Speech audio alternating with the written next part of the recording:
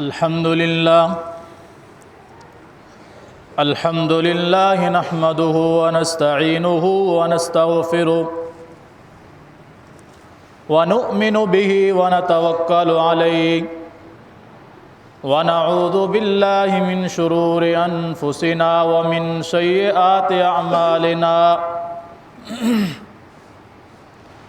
من يهده الله فلا مضل له ومن يضلله فلا هادي له ونشهد أن لا إله إلا الله وحده لا شريك له ونشهد أن محمدًا عبده ورسوله أما بعد فأعوذ بالله السميع العليم من الشيطان الرجيم بسم الله الرحمن الرحيم إن الذين آمنوا وعملوا الصالحات كانت لهم جنات الفردوس نزلا خالدين فيها لا يبغون عنها حولا اللهم صل على محمد وعلى آل محمد كما صليت على إبراهيم وعلى آل إبراهيم إنك حميد مجيد اللهم بارك على محمد وعلى آل محمد كما باركت على إبراهيم وعلى آل إبراهيم إنك حميد مجيد رب اشرح لي صدري ويسر لي أمري واحلل عقدة من لساني يفقه قولي رب زدني علما اللهم انفعنا بما علمتنا وعلمنا ما ينفعنا وزدنا علما سبحانك لا علم لنا إلا ما علمتنا إنك أنت العليم الحكيم ہر قسم کی حمد و ثنا اللہ جل جلالہ کے لیے، بے شمار بے حد و حساب درود و سلام ہوں امام الانبیاء سید الانبیاء جناب محمد الرسول اللہ صلی اللہ علیہ وآلہ وصحبہ وسلم کی ذات گرامی پر۔ گزشتہ کچھ جمعات سے آخرت کے حوالے سے ہمارے جمعات کے خطبے چل رہے ہیں۔ پچھلے 2 جمعوں کے اندر جنت اور میدان معاشر کا کچھ تذکرہ ہوا۔ گزشتہ جمعہ میں جنت کے اندر جو لوگ جائیں گے اس سے پہلے میدان معاشر میں اللہ رب العالمین جن لوگوں کو اپنے عرش کا سایہ نصیب فرمائے گا ان کا تذکرہ آپ نے سنا، کچھ احباب کا، کچھ نیک لوگوں کا، کچھ نیک بختوں کا تذکرہ ہم سن چکے ہیں۔ ان میں سے ایک آدمی ہے امام عادل، انصاف کرنے والا حکمران، انصاف کرنے والا آدمی، انصاف کرنے والا امام۔ دوسرا ہے وہ آدمی جس کی زندگی کی پرورش، جس کی ساری جوانی اللہ کی عبادت کے اندر گزری، بچپن سے لے کے اس کی جوانی تک، پھر اس کے اخیر تک اس کی نشو و نما اللہ کی عبادت میں ہوئی، اللہ کے ساتھ اس کا تعلق مضبوط رہا۔ اور تیسرا آدمی وہ تھا کہ جو ہر وقت اس تمنا میں ہوتا ہے کہ میں اللہ کے گھر میں جاؤں اور وہاں بیٹھ کر اللہ کو یاد کروں، یعنی اس کا دل مسجد کے اندر لٹکا ہوا ہوتا ہے۔ چوتھا آدمی وہ تھا کہ جس کو کوئی خوبصورت مالدار عورت گناہ کی طرف دعوت دے اور وہ کہے کہ میں اللہ سے ڈرتا ہوں۔ ان 4 لوگوں کا ذکر ہم سن چکے ہیں۔ اللہ سے دعا بھی کریں کہ اللہ رب العالمین ہمارے اندر بھی یہ صفات پیدا فرمائے۔ مزید 3 لوگ ایسے ہیں جن کو قیامت کے دن اللہ اپنے عرش کا سایہ نصیب فرمائے گا۔ ان میں سے ایک آدمی ہے تحابا فی اللہ وَرَجُلَانِ تَحَابَّا فِي اللَّهِ اجْتَمَعَا عَلَيْهِ وَتَفَرَّقَا عَلَيْهِ۔ ایسے دو لوگ جن کا آپس میں تعلق اللہ کی رضا کی خاطر ہو، ان کا کوئی خونی رشتہ نہیں ہے، کوئی ایک دوسرے کو جان پہچان نہیں ہے، صرف دین کے اعتبار سے وہ ایک دوسرے کو جانتے ہیں،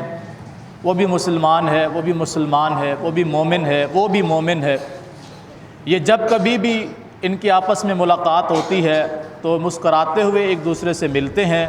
اللہ کی رضا کی خاطر۔ یہ ایک دوسرے سے محبت کرتے ہیں اللہ کی رضا کی خاطر، ایک دوسرے سے ملاقات کرنے کے لیے جاتے ہیں، ایک دوسرے کی زیارت کرنے کے لیے جاتے ہیں تو اللہ کی رضا کی خاطر۔ تحابا فی اللہ، اللہ کے لیے یہ آپس میں محبت رکھتے، ان کی محبت دنیاوی مفاد کے لیے نہیں ہے، کسی منصب یا جاہ و جلال کے لیے نہیں ہے، مال و متاع کے لیے نہیں ہے، بلکہ ان کا تعلق آپس میں ایک دینی تعلق ہے، اور اس دینی تعلق کے اندر بھی اور کچھ مقصود نہیں سوائے اللہ کی رضا کے۔ تو رجلان تحابا فی اللہ اجتمعا علیہ وتفرقا علیہ، یہ جب کبھی جمع ہوتے ہیں کسی جگہ پر تو اللہ کی محبت میں جمع ہوتے، اور جب وہاں سے یہ ان کے درمیان کسی قسم کا کوئی اختلاف ہوتا ہے، یہ ایک دوسرے سے الگ ہوتے ہیں تو بھی اللہ کی رضا شامل ہوتی ہے۔ کیونکہ بعض دفعہ کسی انسان کے اندر کوئی ایسی غلطی آ جاتی ہے کہ ہم اس کی اصلاح کرنے کی کوشش کرتے ہیں، یا کوئی ہماری اصلاح کرنے کی کوشش کرتا ہے، ہمیں وہ بات اچھی نہیں لگتی تو وہ کہتا ہے یار دیکھو میرا تمہارے ساتھ تعلق بھی اللہ کی رضا کی خاطر تھا، اور اسی چیز کو مد نظر رکھتے ہوئے میں نے تمہاری اصلاح کی کوشش کی ہے، تمہیں میری یہ بات پسند نہیں آئی تو ٹھیک ہے، تمہارا راستہ الگ ہے، میرا راستہ الگ ہے، ہماری محبت بھی اللہ کی رضا کی خاطر تھی، اور اب ہم الگ الگ ہو رہے ہیں تو یہ بھی اللہ کے دین کی خاطر ہو رہے ہیں۔ کوئی ذاتی رنجش، کوئی ذاتی دشمنی ہمارے درمیان اس معاملے میں نہیں ہے، ہمارا یہ تعلق بھی اللہ کے دین کی خاطر تھا، اور اب یہ جدائی بھی اللہ کے دین کی خاطر ہے۔ اجتمعا علیہ، ہم اس پر جمع تھے، اللہ کے رسول فرماتے ہیں یہ اللہ کی رضا کی خاطر جمع تھے، وتفرقا علیہ، اگر ان کے درمیان کوئی اختلاف ہوا ہے تو اس میں بھی اللہ کی رضا شامل تھی۔ یہ صفت جس انسان کے اندر ہو وہ بھی قیامت کے دن اللہ کے عرش کے سائے کے نیچے ہوگا۔ کون سی صفت؟ کہ کسی بھی انسان کے ساتھ اس کا تعلق اس کے ذاتی مفادات سے بالا تر ہو کر دین کے ساتھ اس کا تعلق ہو، اللہ کی رضا شامل حال، کہ فلاں نیک آدمی ہے، فلاں نمازی آدمی ہے، قرآن کریم کی تلاوت کرتا ہے، ذکر و اذکار کرنے والا انسان ہے، دین کی نشر و اشاعت کرنے والا انسان ہے، لوگوں کے درمیان انصاف سچ بولنے والا انسان ہے، اس کے ساتھ ہمارا تعلق کس بنا پر ہو؟ اللہ کی رضا کی خاطر۔ آج تو لوگوں سے تعلق رکھتے ہیں اس بنا پر کہ ہمیں کچھ نہ کچھ حاصل ہو جائے، کوئی مالدار آدمی ہے، کوئی کسی عہدے پر منصب پر فائز ہے، لوگ اس کے ساتھ اپنا تعلق بنا کر رکھنا چاہتے ہیں تاکہ بوقت ضرورت ہم انہیں استعمال کر سکیں۔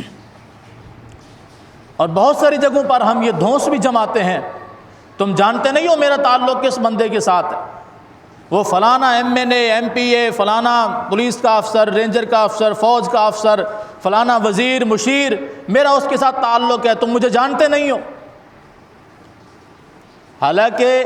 وہ ہمیں نہ بھی جانتا ہو تب بھی ہماری یہ دھونس لوگوں کے لیے کافی ہو جاتی۔ تو یہ ہمارا دنیاوی مقصد ہوتا ہے لوگوں کے اوپر ایک رعب جمانے کے لیے، اللہ کی رضا اس میں شامل نہیں ہوتی۔ اور جس کا ہم نام لے رہے ہیں لا محالہ اس کو بھی ہم سے کوئی نہ کوئی تمنا، کوئی لالچ ہوتی ہے۔ تو جس انسان کا تعلق اس بنا پر ہے وہ کسی کام کا نہیں، کیونکہ یہ تعلق ہمیشہ ناانصافی اور ظلم کے وقت کام آئے گا۔ آج آپ دیکھ لیں، اگر کوئی بندہ کسی کی جگہ پر قبضہ کرتا ہے، کسی کا مال چھینتا ہے، کسی کے ساتھ لڑائی جھگڑا کرتا ہے اور اس پر کوئی ایکشن لیا جاتا ہے، تو اس کے پیچھے وہ بڑے بڑے لوگ اس کی پیٹھ کے اوپر کھڑے ہوتے ہیں، اس کی بیک پہ کھڑے ہوتے ہیں کہ خبردار یہ ہمارا آدمی، اس کو ہاتھ نہیں لگانا۔ تو یہ تعلق ظلم کی طرف جا رہا ہے یا انصاف کی طرف جا رہا ہے؟ کہ ایک آدمی غلط کر رہا ہے، اس کو سپورٹ کرنے والے اسے سمجھانے کی بجائے الٹا اس کو سپورٹ کر رہے ہیں کہ تم نے جو گناہ کیا یہ ٹھیک ہے، اور یہ آدمی پھر پھولے نہیں سماتا کہ تم جانتے نہیں ہو کتنے لوگ میری بیک پہ کھڑے ہوئے ہیں، اگر مجھے کچھ بھی ہوا تو وہ جو ہے زمین و آسمان ایک کر دیں گے۔ یہ ہمارا تعلق دنیاوی مفاد کی خاطر ہے اور ظلم اور ناانصافی پر مبنی ہے۔ یہ قیامت کے دن کام نہیں آئے گا، بلکہ ہمیں ڈبو دے گا۔ کام کیا آئے گا کہ کسی اللہ کے بندے سے تعلق اس بنا پر ہے کہ اس کا تعلق اللہ کے ساتھ ہے، وہ انصاف کی بات کرتا ہے، وہ دین کی بات کرتا ہے، وہ لوگوں کے درمیان عدل کرتا ہے، وہ سچ بولتا ہے، اس کے ساتھ بیٹھنے کے بعد انسان کو راحت اور سکون محسوس ہوتا ہے۔ یہ تعلق جس انسان کا جس کے ساتھ ہے، ان دونوں کو اللہ رب العالمین قیامت کے دن اپنے عرش کا سایہ نصیب فرمائے گا۔ قرآن کریم میں 13ویں پارے کے اندر اللہ رب العالمین نے بیان فرمایا، مثل کلمۃ کشجرۃ طیبۃ اصلها ثابت وفرعها فی السماء۔ جو آدمی اچھی بات اپنی زبان سے نکالتا ہے یا کسی کو اچھی بات بتاتا ہے، اس کی مثال ایسے ہے جیسے ایک پاکیزہ درخت، پھلدار درخت جس کا پھل بھی خوبصورت اور اس پھل کا ذائقہ بھی خوبصورت۔ لوگ اس درخت کو ہمیشہ اس کی حفاظت کرتے ہیں، اس کی دیکھ بھال کرتے ہیں۔ جب اس پر پھل آتا ہے تو لوگ اس پھل کی حفاظت کرتے ہیں کہ کوئی اس کچے پھل کو توڑ نہ دے، پکتا ہے تو لوگ اس سے مستفید ہوتے ہیں۔ فرمایا یہ اس اچھی زبان کی علامت ہے، اس اچھے جملے کی علامت ہے کہ جس انسان کی زبان میں مٹھاس ہو اور جس انسان کی زبان سے اچھے کلمات نکلتے ہوں، یہ ایسے ہے اس انسان کی لوگ اس طرح قدر کرتے ہیں، اس کی عزت کرتے ہیں، اس کی حفاظت کرتے ہیں جیسے اس پھلدار درخت کی حفاظت کی جاتی ہے۔ پھلدار درخت لوگ اس کی حفاظت بھی کرتے ہیں، اس کو پانی بھی لگاتے ہیں، اس کی گوڈی بھی کرتے ہیں، اور اس کی جڑیں زمین کے اندر پھیلتی چلی جاتی ہیں اور اس کی شاخیں آسمان کے اندر پھیل جاتی ہیں، یعنی وہ بہت بڑا تناوار درخت ہو جاتا ہے، چھوٹے سے پودے سے بڑھتے بڑھتے ایک بڑا درخت ہو جاتا ہے۔ کوئی اس کو کاٹ جھانٹ نہیں کرتا، کوئی اس کو نقصان نہیں پہنچاتا، ہر بندہ اس کے سائے میں بیٹھنے کی تمنا رکھتا ہے، اس کا پھل کھانے کی تمنا رکھتا ہے۔ اور رسول اللہ صلی اللہ علیہ وسلم نے نیک آدمی کے ساتھ بیٹھنے کی مثال یوں بیان فرمائی۔ آپ نے فرمایا کہ نیک آدمی کے ساتھ بیٹھنے کی مثال ایسے ہے جیسے آپ خوشبو والی دکان پر جائیں اور عطر فروش کے پاس آپ جا کر بیٹھ جائیں، آپ کا تعلق کسی خوشبو بیچنے والے کے ساتھ ہو، آپ کا تعلق کسی خوشبو بیچنے والے کے ساتھ ہو، ممکن ہے آپ اس سے خوشبو خرید لیں، جس کے پاس آپ بیٹھے ہوئے ہیں خوشبو بیچنے والے کے پاس، ممکن ہے آپ اس سے خوشبو خرید لیں، یا آپ نہیں خرید رہے تو ممکن ہے وہ آپ کو تحفتاً خوشبو دے دے۔ اگر ایسا بھی نہ ہو سکا تو جب کبھی کوئی بندہ اس کے پاس خوشبو خریدنے آئے گا، وہ اس کو خوشبو چیک کروائے گا تو کم از کم وہ خوشبو آپ بھی محسوس کریں گے۔ کبھی آپ نے دیکھا کہ خوشبو کی دکان پر گئے ہوں، آپ کو وہاں سے بدبو آ رہی ہو؟ تو یہ نیک لوگوں کی مجلس کی علامت ہے کہ آپ کسی اللہ والے کے پاس بیٹھے ہوئے ہیں، کسی نیک آدمی کے پاس بیٹھے ہوئے ہیں، ممکن ہے آپ اس سے کوئی اچھی بات پوچھ لیں، جیسے وہ خوشبو والا، اس سے آپ ممکن ہے خوشبو خرید لیں، یا اسی طرح وہ نیک آدمی آپ کو کوئی اچھی بات بتا دے، جیسے وہ خوشبو والا ممکن ہے آپ کو کوئی تحفتاً خوشبو دے دے۔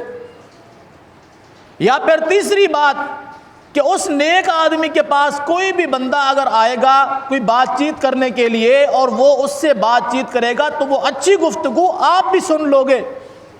جس طرح خوشبو والے کے پاس کوئی خوشبو خریدنے آیا اور اس نے خوشبو اس کو چیک کرائی تو وہ خوشبو آپ نے بھی محسوس کی۔ یہ اچھے آدمی کے ساتھ تعلق کی، اس کے پاس بیٹھک کی مثال دی ہے رسول اللہ صلی اللہ علیہ وسلم،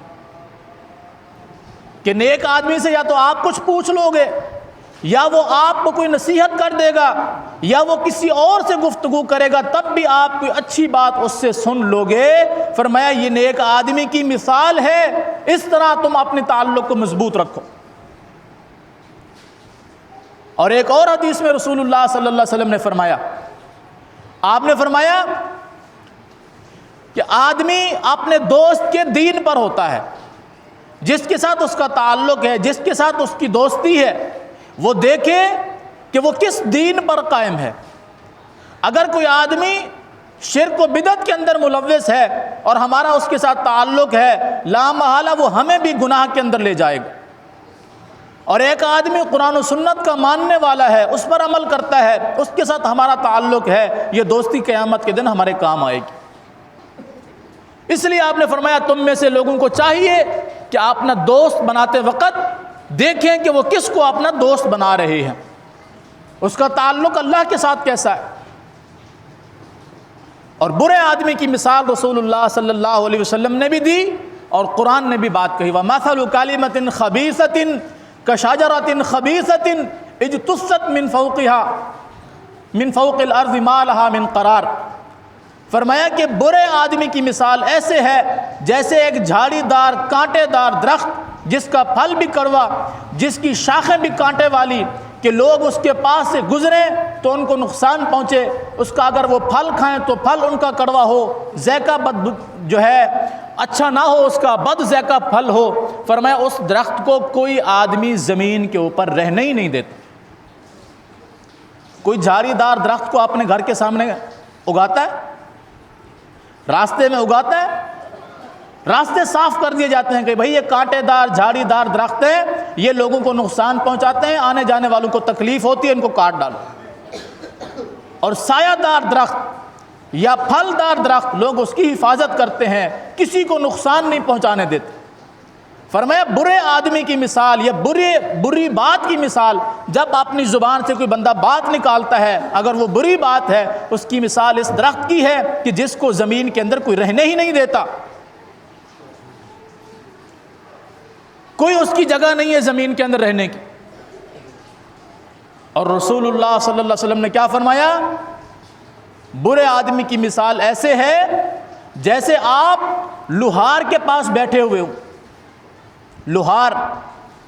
جو بھٹی کے اندر لوہے کو گرم کر رہا ہوتا ہے۔ فرمایا کہ وہ لوہے کو گرم کر رہا ہے تو اس لوہے کی زنگ کی بدبو آپ کے ناک میں جائے گی، یا وہ جب لوہے کو کوٹے گا تو اس کی چنگاریاں اڑیں گی جو آپ کو نقصان پہنچائیں گی۔ تو یہ برے آدمی کی مثال ہے، آپ اس کے پاس بیٹھو گے، اس کی زبان سے برائی نکلے گی، یا کوئی اور اس کے پاس آئے گا تب بھی اس کی زبان سے برائی نکلے گی، آپ کو برائی سننے کے علاوہ کچھ نہیں ملے گا۔ فرمایا یہ برے آدمی کی مثال ہے۔ اور اس حدیث میں کیا ہے کہ رجلان تحابا فی اللہ، ایسے دو لوگ جو آپس میں محبت رکھتے ہوں اللہ کی رضا کی خاطر، اجتمعا علیہ وتفرقا علیہ، جب کبھی کسی بات پر جمع ہوتے ہیں تو اللہ کی رضا کی خاطر، اور اگر ان کے درمیان اختلاف ہو جائے تو بھی اللہ کی رضا کی خاطر۔ یہ صفت جس انسان کے اندر موجود ہے، اللہ کے رسول صلی اللہ علیہ وسلم فرماتے ہیں قیامت کے دن اللہ اپنے عرش کا سایہ ان دو خوش نصیبوں کو عطا فرمائے گا۔ یہ ایک قسم ہے ان لوگوں کی جو اللہ کے عرش کے سائے میں جگہ پائیں گے۔ اللہ ہمارے درمیان بھی یہ صفت پیدا فرما دے، ہمارے اندر بھی کہ ہمارا آپس میں تعلق اللہ کی رضا کی خاطر ہو، اگر ہمارا کسی بات پر اختلاف ہو جائے وہ بھی اللہ کی رضا کی خاطر ہو، اپنے ذاتی مفاد کی خاطر ہمارا ایک دوسرے سے تعلق نہ ہو اور ذاتی رنجشوں کی بنا پر ہمارا ایک دوسرے سے تعلق نہ ٹوٹے۔ کتنی قسمیں ہو گئیں؟ 5۔ اور چھٹی قسم ہے اللہ کے عرش کا سایہ پانے والوں کی، وَرَجُلٌ تَصَدَّقَ بِصَدَقَةٍ فَأَخْفَاهَا حَتَّى لَا تَعْلَمَ شِمَالُهُ مَا تُنْفِقُ يَمِينُهُ۔ چھٹی قسم کے وہ لوگ ہیں، وہ خوش نصیب لوگ جنہیں اللہ اپنے عرش کا سایہ نصیب فرمائے گا، کہ ایسا آدمی جو اللہ کی راہ میں مال خرچ کرتا ہے، اللہ کی راہ میں مال خرچ کرتا ہے اور اس طرح اس مال کو چھپا کر دیتا ہے کہ اس کے الٹے ہاتھ کو پتہ ہی نہیں ہوتا اس کے سیدھے ہاتھ نے کیا دیا ہے۔ سمجھے؟ اللہ کی راہ میں صدقہ کر رہا ہے، اس طرح چھپا کر صدقہ کر رہا ہے کہ یہ 2 ہاتھ ہیں نا، کتنے فاصلے پر ہیں؟ کیا اس کی آنکھیں ہیں جو اس کو دیکھ رہی ہیں؟ مقصد کیا ہے؟ اس نے جیب میں ہاتھ ڈالا، جو کچھ اس کے بس میں تھا اس نے نکال کے یوں مٹھی بند کر کے کسی کو دے دیا، اس ہاتھ کو پتہ ہی نہیں چلا۔ اللہ کے رسول صلی اللہ علیہ وسلم فرماتے ہیں تصدق بصدقۃ فاخفاها، اس نے صدقہ کیا، اس کو اس طرح چھپا کر دیا کہ اس کے بائیں ہاتھ کو پتہ ہی نہیں چلا کہ دائیں ہاتھ نے کیا خرچ کیا۔ ہم بھی صدقہ کرتے ہیں، ہم بھی مال خرچ کرتے ہیں، لیکن ہم اگر 1 پاؤ چینی بھی کسی کو دیتے ہیں نا صدقہ کرتے وقت، تو جب تک 10 تصویریں اس کی نہ بن جائیں ہمیں سکون نہیں ملتا۔ جب تک ہم اس مجبور کی مجبوری سے فائدہ نہ اٹھا لیں، اس کی عزت نفس کو مجروح نہ کر دیں، ہمیں سکون نہیں ملتا۔ آپ نہیں دیکھتے روزانہ اخبارات میں، سوشل میڈیا پر، ٹی وی پر، کہ ہمارے ملک کے اندر سیلاب میں گرے ہوئے مسلمان بہنوں کی، بھائیوں کی تصویریں آ رہی ہوتی ہیں، فلاں بندہ مال خرچ کر رہا ہے، وہ 10 کلو کا تھیلا دے رہا ہے اور 10 بندے اس تھیلے کو ہاتھ لگائے ہوئے ہیں کہ جی ہم 10 کی طرف سے ہے، اور لینے والا شرم سے ڈوب کے مر رہا ہوتا ہے۔ مجھے بتائیں یہ شرم ان دینے والوں کو آنی چاہیے یا لینے والے کو آنی چاہیے؟ ان 10 بندوں کی تصویر اس مجبور بندے کے ساتھ آ رہی ہے کہ ایک طرف سے وہ مجبور یوں ہاتھ کر کے لے رہا ہے، ایک طرف سے یہ 10 بے شرم دے رہے ہیں، اور سارے کیمرے کی طرف دیکھ رہے ہیں جی ہم سب اس نیکی میں شریک ہیں، ڈوب کے مر جاؤ۔ اور بعض تو ایسے بڑے سخی بھی ہیں، یہ پچھلے دنوں ایک بڑی سندھ کی مشہور شخصیت ہے، وہ صابن، لائف بوائے صابن 30 روپے والا وہ تقسیم کر رہا تھا، تو اس کے ساتھ اس کے 2-4 چمچے چیلوں کی بھی تصویر تھی کہ صابن کی ٹکیا وہ تقسیم کر رہا ہے نہانے دھونے کے لیے، ہاتھ منہ دھونے کے لیے۔ 30 روپے کے صابن کی ٹکیا کسی غریب کو دے رہے ہیں، اس پر بھی وہ تصویریں بنوا رہے ہیں۔ یہ بھی صدقہ ہے، یہ وہ صدقہ ہے جو ڈبو دے گا انسان کو، یہ وہ ریاکاری ہے جو انسان کو برباد کر دے گی۔ نبی علیہ الصلوۃ والسلام نے نہیں فرمایا تھا کہ مجھے اس بات کا ڈر نہیں ہے کہ تم لوگ میرے بعد فتنے کے اندر مبتلا ہو جاؤ گے، البتہ میں اس بات سے زیادہ ڈرتا ہوں کہ تم لوگ ریاکاری میں چلے جاؤ گے، دکھلاوے میں آ جاؤ گے۔ آج ہماری حالت اسی طرح ہے۔ پھر لوگ تعویلیں نکالتے ہیں بیچ میں سے، دیکھیں جی مال خرچ کرتے وقت لوگوں کو ترغیب دلانا بھی تو اسلام نے کہا ہے، بالکل کہا ہے اسلام نے کہ اگر کوئی بندہ مال خرچ نہیں کرتا، وہ مالدار ہے، اس کو ترغیب دلانے کے لیے اگر آپ اعلانیہ طور پہ کچھ خرچ کرتے ہو تو کوئی حرج نہیں ہے، لیکن آپ کی نیت کیا ہو؟ لوگوں کو ترغیب دلانا۔ یہ کون سی ترغیب آپ دلا رہے ہو کہ 10 روپے کی، 20 روپے کی، 100 روپے کی آپ چیز دکھا رہے ہو اور غریب کی عزت نفس کو مجروح کر رہے ہو؟ آپ اس غریب کو شامل نہیں کرو، اپنے مال کی آپ تصویر بناؤ کہ جی ہم خرچ کر رہے ہیں، تم بھی خرچ کرو، کوئی حرج نہیں۔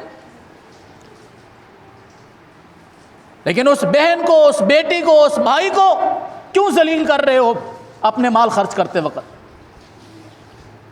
اس میں دیندار طبقہ بھی بیچ میں شامل ہے, دنیا دار طبقہ بھی شامل ہے. وہ بھی اس وجہ سے خرچ کرتے ہیں تاکہ ہمارا زیادہ مال خرچ ہو اور زیادہ ہمارے پاس آئے, لوگ دیکھیں کہ واقعتاً ہم نے جو ان کو دیا یہ آگے خرچ کر رہے ہیں تاکہ اور زیادہ آئے. اور بہت سارے ایسے بھی ہیں جو واقعتاً اللہ کی رضا کی خاطر کرتے ہیں. تو یہ تو ہر بندے کی نیت پہ ڈیپینڈ کرتا ہے نا کہ اس کی نیت میں کیا مسئلہ ہے اصل. تو رسول اللہ صلی اللہ علیہ وسلم نے کیا فرمایا؟ تصدق بصدقۃ فاخفاها, صدقہ کرتا ہے اور اس کو چھپا دیتا ہے, اس طرح چھپاتا ہے کہ حتی لا تعلم شمالہ, اس کے بائیں ہاتھ کو پتہ ہی نہیں چلتا ما تنفق یمینہ, سیدھے ہاتھ نے کیا خرچ کیا ہے. اس طرح کبھی کر کے دیکھیں, کبھی اس طرح اپنا مال خرچ کر کے دیکھیں کہ آپ کے بائیں ہاتھ کو پتہ ہی نہ ہو آپ کے دائیں ہاتھ نے کیا خرچ کیا. اللہ کی قسم اس دن آپ اپنے دل کے اندر ایک اطمینان پائیں گے. اعلانیہ طور پر تو خرچ ہوتا ہے نا, کبھی اپنے دل کے اطمینان کے لیے اس طرح خرچ کریں کہ بائیں ہاتھ کو پتہ ہی نہ چلے کہ آپ کے دائیں ہاتھ نے کیا خرچ کیا ہے. اس کا آپ مزہ چکھ کے دیکھیں. باقی جہاں لوگوں کو ترغیب دلانا مقصود ہو وہاں اعلانیہ طور پہ بھی خرچ کیا جا سکتا ہے. اور اللہ نے قرآن میں نہیں فرمایا الذین ينفقون فی السراء والضراء, الذین ينفقون اموالهم باللیل والنہار سرا وعلانیۃ, وہ لوگ جو اپنا مال اللہ کے راستے میں خرچ کرتے ہیں رات میں بھی, دن میں بھی, چھپا کر بھی, اعلان کر کے بھی. اللہ نے ان کی صفتیں بیان کی. الذین ينفقون اموالهم, تیسرے پارے کے اندر, تیسرے پارے کا چھٹا رکوع شروع ہو رہا ہے. الذین ينفقون اموالهم باللیل والنہار, وہ لوگ جو اپنا مال خرچ کرتے ہیں باللیل, رات میں, والنہار, دن میں, سرا وعلانیۃ, چھپا کر بھی اور اعلانیہ طور پر بھی. مقصد ان کی اللہ کی رضا ہوتی ہے. چھپا کر دیا اس میں بھی اللہ کی رضا تھی, ظاہری طور پر دیا اس میں بھی اللہ کی رضا تھی کہ لوگ محسوس کریں اور جو بخیل ہیں ان کے اندر بھی مال خرچ کرنے کی تڑپ پیدا ہو. لیکن بہترین صدقہ وہی صدقہ ہے کہ جس کو دیتے وقت آپ کا دل مطمئن ہو اور اس میں اللہ کی رضا شامل ہو. اگر اللہ کی رضا شامل نہیں ہے آپ ساری دنیا بھی خرچ کر ڈالیں کوئی فائدہ نہیں ہونے والا. یہ وہ صفت ہے جو ہمارے اندر نہیں ہے, الا یہ کہ اللہ کی کسی کے اوپر رحمت ہو, ورنہ ہمارے اندر یہ صفات نظر نہیں آتی. نبی کریم صلی اللہ علیہ وسلم کے صحابہ اپنا مال چھپا کر بھی خرچ کرتے تھے, اعلانیہ طور پر بھی خرچ کرتے تھے, اور جتنے ان کے بس میں ہوتا تھا وہ خرچ کرتے تھے, صدقہ کرتے تھے. نبی علیہ الصلوۃ والسلام نے نہیں فرمایا اتقوا النار ولو بشق تمرہ, اپنے آپ کو جہنم کی آگ سے بچا لو اگر تمہارے پاس کچھ بھی خرچ کرنے کے لیے نہیں ہے, تمہارے پاس کھجور, ایک کھجور ہے, ایک کھجور, اور وہ بھی تم پوری خرچ نہیں کر سکتے, آدھی کھجور خرچ کر سکتے ہو تو آدھی خرچ کر لو, اللہ تمہیں جہنم سے بچا لے گا, اللہ تمہیں جہنم سے بچا لے گا. اللہ تو یوں اپنے بندوں پر رحم کرنے کے لیے اس طرح ان کو چانس دیتا ہے, اس طرح ان کو راستے بتاتا ہے کہ کچھ بھی تمہارے پاس خرچ کرنے کے لیے نہیں ہے. اچھا آدھی کھجور بھی خرچ کرنے کے لیے نہیں ہے تمہارے پاس, تو کسی سے گفتگو کرتے وقت اپنے لہجے کو نرم رکھو, مسکرا کر اس سے سلام کرو, اللہ اس پر بھی تمہیں صدقہ عطا فرمائے. آپ نے نہیں فرمایا لا تحقرن من المعروف شیئا, صحیح بخاری و مسلم میں حدیث ہے, لا تحقرن من المعروف شیئا ولو ان تلقى اخاك بوجه طلق, تم نیکی کے کسی کام کو بھی حقیر نہ سمجھو اگرچہ وہ تمہارے بھائی کے ساتھ ملتے وقت چہرے کی مسکراہٹ ہی کیوں نہ ہو, اس پر بھی اللہ تمہیں اجر عطا فرمائے. ہماری حالت یہ ہوتی ہے بغل میں چھری منہ میں رام رام, کہ ہمارے چہرے کے اوپر ظاہری طور پر مسکراہٹ ہوتی ہے, دل کے اندر چھریاں چل رہی ہوتی ہیں کہ کس وقت مجھے موقع ملے. ہماری محبت تو اس طرح ہوتی. کبھی اس طرح اپنا انداز اپنائیں کہ اس میں اللہ کی رضا شامل ہو، اللہ اپنے عرش کا سایہ نصیب فرمائے گا۔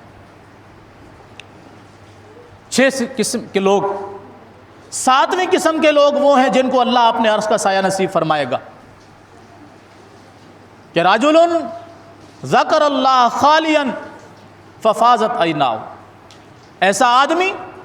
جو اکیلا بیٹھا ہوا تھا، کوئی اس کو نہیں دیکھ رہا تھا، کوئی اس کو نہیں دیکھ رہا،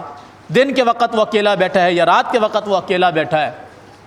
اور وہ اکیلے بیٹھ کر اللہ کا ذکر کر رہا ہے، اللہ کو یاد کر رہا ہے،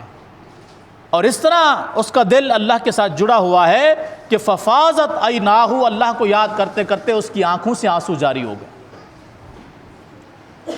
اللہ کو یاد کرتے کرتے آنکھوں سے آنسو بہنے لگے،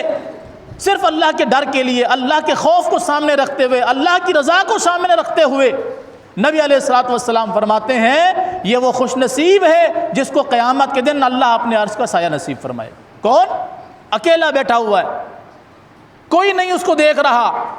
گناہ کرنے کا انسان کے پاس موقع اس وقت موجود ہوتا ہے۔ نبی علیہ الصلوۃ والسلام نے فرمایا نا، تم اپنی تنہائیوں کی حفاظت کرو۔ جیسے ہم مجلس میں کہیں پر بھی بیٹھے ہوئے ہوں تو ہماری کوشش کیا ہوتی ہے کہ ہم سے کوئی ایسی بات نہ ہو جائے، کوئی ایسا عمل نہ ہو جائے جس سے ہمارا کوئی کمزور پہلو لوگوں کے سامنے آئے یا لوگ ہمارے اوپر انگلی اٹھانے والے ہوں۔ کبھی یہی بات تنہائی میں ہمارے ساتھ ہو کہ ہمیں اس وقت کوئی نہیں دیکھ رہا ہوتا، یہ کرامن کاتبین اس وقت بھی ہمیں نوٹ کر رہے ہوتے ہیں، اور وہ اللہ اس وقت بھی ہمیں دیکھ رہا ہوتا ہے۔ اس وقت اگر ہمارا وہ لمحہ گناہوں سے محفوظ ہو گیا، اللہ کے ذکر اور اس کی یاد میں ہمارا وہ لمحہ گزرا، انشاءاللہ اللہ اپنے عرش کا سایہ نصیب فرمائے گا۔ اپنی تنہائی کو محفوظ کریں، میں ہوں، آپ ہیں، ہمارے گھر کے افراد ہیں، کوئی بھی ہے، جہاں تک آپ یہ پیغام پہنچا سکتے ہیں کہ اپنی تنہائیوں کی حفاظت کریں۔ جب آپ تنہا ہوں، اکیلے ہوں، کوئی آپ کو نہ دیکھ رہا ہو، اس وقت ہم اپنی حفاظت کریں، گناہوں سے بچا لیں، برائی سے بچا لیں، زیادتی سے بچا لیں، اپنے اس تنہائی کے لمحے کو اللہ کی یاد میں گزار دیں۔ اللہ کے رسول فرماتے ہیں اللہ اس کو عرش کا سایہ نصیب فرمائے صلی اللہ علیہ وسلم۔ ہماری تنہائیاں اللہ کی پناہ، ہمیں موقع ملنا چاہیے کچھ دیر الگ ہونے کا۔ ہمارے موبائل چیک کر لیں، ہماری شب و روز چیک کر لیں تو ہم ڈوب کے مر جائیں، شرم سے مر جائیں، اور پھر ہم کہتے ہیں اللہ کی ہم پر رحمت نہیں ہوتی، اللہ ہم سے راضی نہیں ہوتا، ہماری مشکلات دور نہیں ہوتی، ہمارے مسائل حل نہیں ہوتے۔ ہو بھائی کیسے حل ہوں؟ ہم نے کون سا لمحہ اللہ کی نافرمانی کا چھوڑ دیا؟ کون سا وہ لمحہ تھا جب ہم نے اللہ کی نافرمانی نہیں کی؟ مجلس کے اندر تھے تب بھی، تنہا تھے تب بھی، رات تھی تب بھی، دن تھا تب بھی، ہم نے تو کوئی کسر نہیں چھوڑی۔ ہم نے تو اپنے آپ کو ڈبونے کا سارا سامان جمع کر لیا۔ اللہ رب العالمین نے قرآن میں فرمایا ان الذین آمنوا وعملوا الصالحات، بے شک وہ لوگ جو ایمان لائیں اور نیک عمل کریں، کانت لہم جنات الفردوس نزولا، اللہ رب العالمین ان کے لیے جنت الفردوس کے اندر، جنت ہے لیکن اس میں فردوس اس کا اعلیٰ مقام ہے۔ جب بھی اللہ سے جنت مانگیں جنت الفردوس مانگیں، جنت کا ایک بہترین مقام اللہ نے ایمان والوں کے لیے وہ بہترین مقام تیار کر رکھا ہے، اس کی مہمانی تیار کر رکھی۔ خالدین فیہا، وہ اس میں ہمیشہ رہیں گے، لا یبغون عنہا حولا، ان کو کبھی وہاں سے نکلنے کا دل ہی نہیں کرے گا، نہ وہ وہاں سے کبھی نکالے جائیں گے، نہ وہ چاہیں گے کہ ہم یہاں سے کسی اور جگہ پر شفٹ ہو جائیں۔ یہ کن کو ملے گی؟ جو صفات آپ سن چکے ہیں، مختصراً ایک مرتبہ پھر سن لیں کہ گزشتہ 3 جمعات سے آج کا جمعہ شامل کر کے 3 جمعات میں ہم نے 7 قسم کے لوگوں کا تذکرہ سنا جن کو اللہ اپنے عرش کا سایہ نصیب فرمائے گا۔ امام عادل،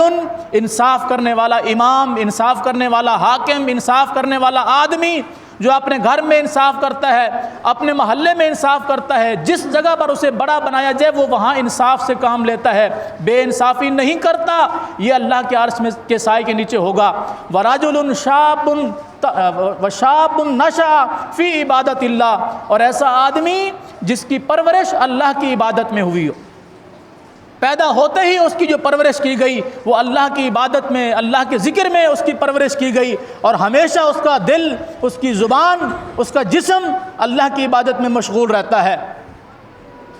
اور تیسرا آدمی وَرَجُلٌ قَلْبُهُ مُعَلَّقٌ فِي الْمَسَاجِدِ، کہ جس آدمی کا دل مسجد کے ساتھ لگا ہوا ہو، ایک نماز پڑھ کے گیا، دوسری کی انتظار میں ہے، یا باہر بھی گیا ہے تو اسے اطمینان نہیں مل رہا کب اذان ہو اور میں جا کر نماز پڑھوں، اس کا دل مسجد سے لٹکا ہوا ہے، یہ تیسرا آدمی ہے۔ اور چوتھا آدمی کہ ایسا آدمی رجل دعته امرأة ذات منصب وجمال فقال انی اخاف اللہ، ایسا آدمی، نوجوان آدمی جس کو خوبصورت عورت، مال و دولت والی عورت گناہ کی طرف دعوت دے اور اس کے پاس گناہ کرنے کا موقع بھی موجود ہو، اور یہ کہے کہ میں اللہ سے ڈرتا ہوں اور اس گناہ سے بچ جائے، اللہ اس کو اپنے عرش کا سایہ نصیب فرمائے گا۔ پانچویں قسم ان لوگوں کی ہے کہ جو دو آدمی آپس میں محبت رکھتے ہیں، اللہ کی رضا کی خاطر کسی بات پر جمع ہوتے ہیں، اللہ کی رضا کی خاطر علیحدہ ہوتے ہیں، اللہ کی رضا کی خاطر۔ اور چھٹی قسم ان لوگوں کی کہ جو صدقہ کرتے ہیں، وَرَجُلٌ تَصَدَّقَ بِصَدَقَةٍ فَأَخْفَاهَا، وہ آدمی جو صدقہ کرتا ہے اس طرح اس صدقے کو چھپا کر دیتا ہے کہ اس کے بائیں ہاتھ کو پتہ ہی نہیں ہوتا اس کے دائیں ہاتھ نے کیا خرچ کیا ہے۔ اور ساتواں آدمی وہ آدمی ہے کہ ذکر اللہ خالیاً ففاضت عیناہ، اکیلا بیٹھا ہوا ہے، کوئی اس کو نہیں دیکھ رہا، اس حالت میں وہ اللہ کا ذکر کرتا ہے اور اللہ کو یاد کرتے کرتے اس کی آنکھیں بہہ پڑتی ہیں، آنسو جاری ہو جاتے ہیں، رونا شروع ہو جاتا ہے، یہ وہ خوش نصیب ہے جس کو اللہ اپنے عرش کا سایہ نصیب فرمائے گا۔ یہ 7 صفات ہیں، انصاف کرنا، دین پر اس کی پرورش ہو، اللہ کے گھر کے ساتھ اس کا تعلق جڑا ہوا ہو، اللہ کے لیے محبت اور اللہ کے لیے نفرت ہو، گناہ کی دعوت ملے تو اپنے آپ کو گناہ سے محفوظ کر لے، صدقہ کرے تو صدقے کو چھپا کر کرے کہ لوگوں کو تو کیا اس کے اپنے ہاتھ کو بھی معلوم نہ ہو، اور اکیلا بیٹھا ہو تو اللہ کو یاد کر کے اس کی آنکھیں بہہ پڑیں، آنسو جاری ہو جائیں۔ یہ 7 صفتوں میں سے کوئی بھی صفت کسی مومن کے اندر موجود ہے اور وہ اس صفت پر قائم ہے، انشاءاللہ اللہ اسے اپنے عرش کا سایہ نصیب فرمائے گا۔ اللہ ہمارے اندر بھی یہ صفات پیدا فرمائے، اللہ ہماری نوجوان نسل کے اندر بھی یہ صفات پیدا فرمائے۔ یقین جانیں ہم فتنوں کے دور سے گزر رہے ہیں اور ہر طرف سے فتنوں نے گھیرا ہوا ہے، کہیں مال کا فتنہ، کہیں خوبصورتی کا فتنہ، کہیں دولت کا فتنہ، کہیں منصب کا فتنہ، کہیں کسی عہدے اور مقام کا فتنہ، کہیں کسی چکر میں، کبھی کسی چکر میں ہم اپنی زندگیاں برباد کر رہے ہیں۔ یقین جانیں یہ ایک ایک لمحہ جو ہمارا اس غفلت میں گزر رہا ہے ہمیں دوبارہ نہیں ملنے والا۔ سورہ سجدہ میں 21ویں پارے میں اللہ تعالیٰ بیان فرماتا ہے وَلَوْ تَرَىٰ إِذِ الْمُجْرِمُونَ نَاكِسُو رُءُوسِهِمْ، کہ اس دن اگر آپ مجرموں کو دیکھیں جس دن ان کے پیشانیوں کے بل گھسیٹ کر ان کو لایا جائے گا۔ مجرموں کو اللہ کی عدالت میں ایسے پکڑ کر نہیں لایا جائے گا۔ آپ دیکھتے ہیں نا عدالت میں مجرموں کو پیش کیا جاتا ہے تو ان کے جرم کے حساب سے ان کو ہتھ کڑیاں لگی ہوئی ہوتی ہیں، جکڑا ہوا ہوتا ہے ان کو، کسی کو تو پاؤں میں، گلے میں، ہاتھوں میں زنجیریں ڈال کے اس کو لایا جاتا ہے، جی کیا ہے یہ وانٹڈ ہے۔ اللہ کی عدالت میں بھی کچھ وانٹڈ پیش ہوں گے، اشتہاری لوگ پیش ہوں گے، اشتہاری مجرم پیش ہوں گے، بڑے بڑے مجرم پیش ہوں گے۔ کس طرح پیش ہوں گے؟ انہیں پکڑ کر نہیں لایا جائے گا ایسے لاؤ، نہیں، ان کے منہ کے بل گھسیٹتے ہوئے ان کو فرشتے کھینچ کر لا رہے ہوں گے۔ اللہ ہمیں اس دن کے اس رسوائی سے محفوظ فرمائے۔ ناکسو رؤوسہم، وہ سر کے بل، منہ کے بل، ان کا چہرہ زمین کے اوپر گھسٹتا ہوا آ رہا ہے، اللہ کے سامنے پیش ہو رہے، اور آ کر کیا کہیں گے؟ ربنا، اے ہمارے رب، ابصرنا، ہم نے دیکھ لیا، اب ہم نے دیکھ لیا جو کچھ ہمیں بتایا جاتا تھا کہ نافرمانی کرو گے تو یہ ہوگا، یا اللہ ہم نے دیکھ لیا۔ ربنا اے ہمارے رب، ابصرنا ہم نے دیکھ لیا، وسمعنا اور ہم نے سن بھی لیا۔ ہمیں جو کچھ کہا جاتا تھا ہم یوں سنتے تھے، یہاں سے نکال دیتے تھے، اب ہم نے اپنی آنکھوں سے سب کچھ دیکھ لیا ہے اور اپنے کانوں سے سن لیا ہے۔ ربنا ابصرنا وسمعنا، اے ہمارے رب ہم نے دیکھ بھی لیا، ہم نے سن بھی لیا، بس اب ایک ہی تمنا ہے، فرجعنا، ہمیں واپس لوٹا دے، ہمیں ایک مرتبہ پھر زندگی دے دے، ہمیں ایک مرتبہ پھر مہلت دے دے، نعمل صالحا، اب کی بار ہم نیک عمل کر کے آئیں گے۔ انا موقنون، بے شک ہمیں آج مکمل یقین ہو گیا ہے کہ واقعتاً تیرے سامنے پیش ہونے کے بعد انسان اپنے اچھائی کو بھی دیکھ لیتا ہے، برائی کو بھی دیکھ لیتا ہے۔ ہم نے اپنے آنکھوں سے دیکھ لیا، اپنے کانوں سے سن لیا، بس ایک مرتبہ ہمیں چانس دے دے، ایک مرتبہ۔ ہم کسی مجرم کو پکڑنے وہ کیا کہتا ہے؟ ایک مرتبہ چھوڑ دو، پھر یہ کام نہیں کروں گا، اس کی سزا میں نے دیکھ لی، انجام میں نے دیکھ لیا، میں قسم کھاتا ہوں، مجھ سے حلف لے لو، ضمانت لے لو، جو چاہتے ہو لکھوا لو مجھ سے، اب کے بعد میں جرم نہیں کروں گا۔ ہم کہتے ہیں کہ نہیں، یہ تو دنیا کی بات ہے، دو جوتے لگتے ہیں تو انسان کی عقل ٹھکانے میں آ جاتی ہے۔ وہ اللہ کی عدالت ہے جہاں منہ کے بل گھسیٹتا ہوا مجرم اللہ کے سامنے پیش ہو رہا ہے، کہہ رہا ہے ابصرنا وسمعنا فرجعنا نعمل صالحا، دیکھ بھی لیا، سن بھی لیا، بس ایک مرتبہ واپس لوٹا دے، نعمل صالحا، اب کی بار ہم نیک عمل کریں گے۔ انا موقنون، ہمیں یقین ہو گیا ہے کہ واقعتاً تیرے رسول کی بات سچی تھی، تیرا قرآن سچا تھا، تیری طرف بلانے والے سچے تھے، تیرا دین سچا تھا، ہم نے سب کچھ دیکھ لیا، سن لیا، ایک مرتبہ لوٹا دے۔ اور اللہ نے کیا فرمایا؟ وَلَوْ شِئْنَا لَآتَيْنَا كُلَّ نَفْسٍ هُدَاهَا، اگر ہم جو کچھ کسی کو بھی دے دیں، زمین و آسمان کی خزانے ہم کسی ایک بندے کو بھی دے دینا، یہ سارے آسمان بھی تیرے، یہ ساری زمینیں بھی تیری، اس کے اندر جو کچھ مال و متاع ہے وہ سب تیرا ہے، کیا کرے گا؟ ہداہا، وہ اس سارے کو اپنی جان بچانے کے لیے خرچ کرنے کے لیے تیار ہوگا۔ آج کوئی غریب ہمارے دروازے پہ آ جائے تو ہم اس کو 5 روپے دیتے وقت بھی 10 مرتبہ گالیاں سناتے ہیں، اس وقت یہی انسان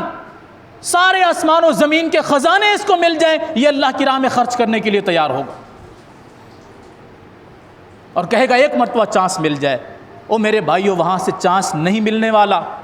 کسی نیک کو بھی واپس آنے کا چانس نہیں ملے گا، کسی برے کو بھی واپس آنے کا چانس نہیں ملے گا۔ تو یہ زندگی ہے جس کو ہم نے بنانا ہے، سنوارنا ہے، کوئی نہیں پتا ہم میں سے کب کسی کی زندگی کی شام ہو جائے، کب ہماری سانس نکل جائے، کب ملک الموت ہمارے دروازے پر، ہماری زندگی کے دروازے پر دستک دے اور ہمیں ایک مزید سانس لینے کی بھی مہلت نہ دے۔ اس سے پہلے میں اپنی اصلاح کروں، آپ اپنی اصلاح کریں، تاکہ ہمارے اندر وہ صفات پیدا ہو سکیں کہ جن کی بنا پر ہمیں اس دن اللہ اپنے عرش کا سایہ نصیب فرما دے۔ اللہ تعالی ہمارا شمار نیک لوگوں میں کر دے، ہمیں برائیوں سے بچا لے، ہمیں، ہمارے گھر والوں کو، ہماری اولاد کو، ہمارے اہل و عیال کو اللہ ہر قسم کے فتنے سے، گناہ سے محفوظ فرمائے، ہمیں نیک عمل کرنے کی توفیق دے، ہمیں ایسا بنا دے کہ ہم اس سے پسند آ جائیں۔ اقول قولی ھذا واستغفر اللہ لی ولکم ولسائر المسلمین۔